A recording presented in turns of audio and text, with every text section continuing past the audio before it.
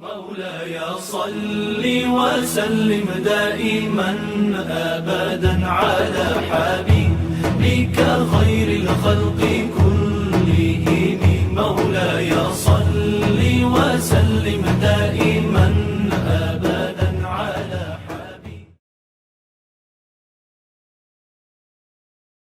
Assalamualaikum warahmatullahi wabarakatuh. Perkenalkan, nama saya Firaika Safitri. Saya dari jurusan Komunikasi Penyiaran Islam 4C UIN Syarif Hidayatullah Jakarta. Di sini insya Allah saya akan membahas tentang suatu hadis yang penting sekali kedudukannya, yaitu tentang niat. Baik, langsung saja kita akan membahas hadis tentang niat. Bismillahirrahmanirrahim. An Umar anna Rasulullah sallallahu alaihi wasallam qala innamal a'malu binniyat wa likulli imri'in ma nawa faman kanat hijratuhu ila Allah wa rasulih fahijratuhu ila Allah wa rasulih wa man kanat hijratuhu lidunya yusibuha aw imra'atin yatazawwajuha fahijratuhu ila ma hajara ilaih, yang artinya dari Umar bin Khattab radhiyallahu an, dia berkata, Rasulullah Shallallahu alaihi wasallam bersabda, sesungguhnya sah atau tidaknya suatu amal itu bergantung pada niatnya. Yang dianggap sebagai amal itu adalah apa yang kita niatkan. Siapa yang berhijrah semata-mata karena taat kepada Allah dan Rasulnya, maka hijrahnya itu karena taat kepada Allah dan Rasulnya. Dan siapa yang hijrah karena keuntungan dunia yang didapat atau karena perempuan yang akan dinikahinya, maka hijrahnya itu terhenti pada apa yang dia niatkan. Hadis riwayat Bukhari dan Muslim. Baik, sebelum kita mulai membahas tentang hadis niat ini, kita akan membahas hadis ini dari segi sanad, matan, dan juga rawi. Yang pertama, sanad. Apa itu sanad? Sanad itu adalah para periwayat hadis yang menyampaikan hadis kepada kita. Nah, ciri-ciri sanad itu biasanya dimulai dengan kata haddatsana, terus juga an. Nah, dalam hadis tentang niat ini, sanadnya yaitu Umar bin Khattab. Umar bin Khattab yaitu adalah sahabat Rasulullah Shallallahu alaihi wasallam dan juga khalifah kedua. Dan yang kedua yaitu adalah matan. Matan adalah isi dari hadis itu sendiri. Nah, hadis tentang niat ini, matannya itu adalah innamal a'malu binniyat wa likulli imri'in ma nawa faman kanat hijratuhu ila Allah wa rasulih fahijratuhu ila Allah wa rasulih wa man kanat hijratuhu lidunya yusibuha aw imra'atin yatazawwajuha fahijratuhu ila ma hajara ilai. Nah, itu matannya. Dan yang ketiga yaitu rawi. Rawi adalah orang yang menyampaikan atau meriwayatkan hadis baik secara lisan maupun tulisan yang dia dengar langsung dari gurunya. Baik Sobat Villa, kita mulai membahas tentang pembahasan hadis niat ini. Sebagaimana yang kita ketahui bahwa niat itu merupakan suatu hal yang wajib atau suatu keharusan yang ada dalam setiap melakukan amal perbuatan. Mustahil kalau kita melakukan suatu perbuatan itu tanpa disertai dengan niat atau tujuan yang jelas.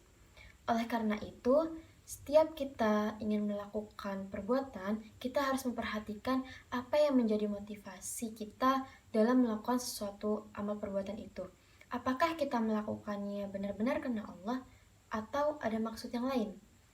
Karena sesuatu yang kita lakukan dengan ikhlas semata-mata hanya karena Allah, mengharapkan pahala dan juga keridhoannya, maka perbuatan itu bernilai ibadah dan juga menjadi amal kebaikan kita. Allah Subhanahu wa Ta'ala berfirman dalam surah Al-Mulk ayat 2 yang berbunyi, A'udzu billahi minasyaitonir rajim. Bismillahirrahmanirrahim.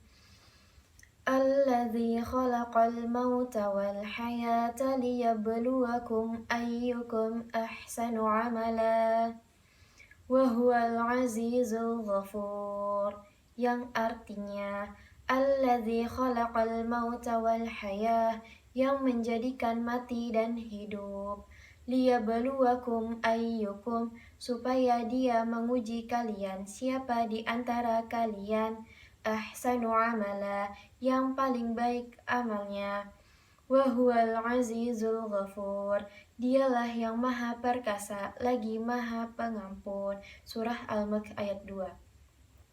Yang dimaksud dengan ahsanu amalah atau yang paling baik amalnya dalam surah Al-Mulk ini yaitu adalah yang paling ikhlas dan yang paling benar. Nah, di sini yang dimaksud dengan ikhlas yaitu kita melakukan amal perbuatan semata-mata hanya karena Allah Subhanahu wa taala. Dan yang dimaksud dengan benar di sini yaitu adalah kita melakukan amal perbuatan sesuai dengan sunnah Nabi Muhammad SAW. Jadi, sahabat fillah, amal yang sedikit tetapi kita ikhlas melakukannya itu lebih baik daripada amal yang banyak tetapi disertai dengan riya dan bukan untuk mencari keridhaan Allah Subhanahu wa taala.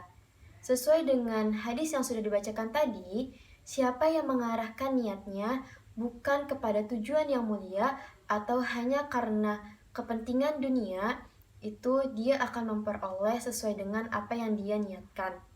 Sebagai contoh, misalnya kita berpuasa hanya karena ingin dipuji oleh orang lain. Nah, berarti amalnya itu hanya sebatas puasa itu saja, yaitu menahan lapar, haus, dan juga mendapatkan pujian dari orang lain. Beda halnya ketika kita berpuasa hanya karena Allah Subhanahu wa taala. Nah, kita itu mendapatkan keberkahan dari puasa itu sendiri, kita juga mendapatkan pahala, ridho, dan juga pertemuan dengan Allah Subhanahu wa taala kelak di akhirat nanti. Baik sahabat fillah, mungkin cukup sekian video dari saya. Semoga bermanfaat. Wallahu a'lam bishawab. Terima kasih. Assalamualaikum warahmatullahi wabarakatuh. مولاي صل وسلم دائما أبدا على حبيبك خير الخلق كلهم. مولاي صل وسلم دائما أبدا